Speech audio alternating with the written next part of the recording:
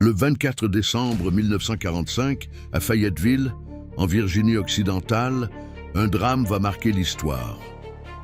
La maison de la famille Soder prend feu en pleine nuit. Les parents, George et Jenny Soder, réussissent à s'échapper avec 4 de leurs enfants. Mais 5 enfants restent à l'intérieur. Maurice, 14 ans, Martha, 12 ans, Louis, 9 ans, Jenny, 8 ans, Betty, 5 ans. Le lendemain, les pompiers fouillent les décombres. Et là, quelque chose d'impossible. Aucun corps, aucune trace, rien. Même dans les flammes les plus intenses, les os restent.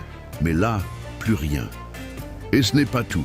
Une échelle censée être là pour sauver les enfants a disparu. Le camion du père, impossible à démarrer. Et des témoins parlent d'hommes suspects autour de la maison, juste avant l'incendie. Quelques jours avant le drame, George Soder a remarqué un homme qui tournait autour de la propriété. Il aurait posé des questions étranges sur la maison, et même sur les fils électriques. Peu avant que le feu ne commence, la famille reçoit un appel bizarre. Une femme demande un nom inconnu. On entend des rires et des bruits en arrière-plan, comme si c'était une distraction ou une erreur volontaire.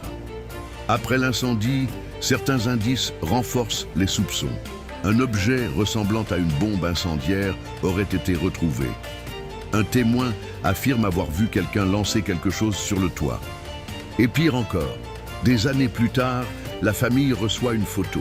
Un jeune homme qui ressemble étrangement à Louis, avec un message mystérieux. Les parents n'ont jamais abandonné.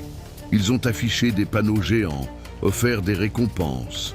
Et jusqu'à leur mort, ils étaient convaincus d'une chose. Leurs enfants n'étaient pas morts. Ils avaient été enlevés.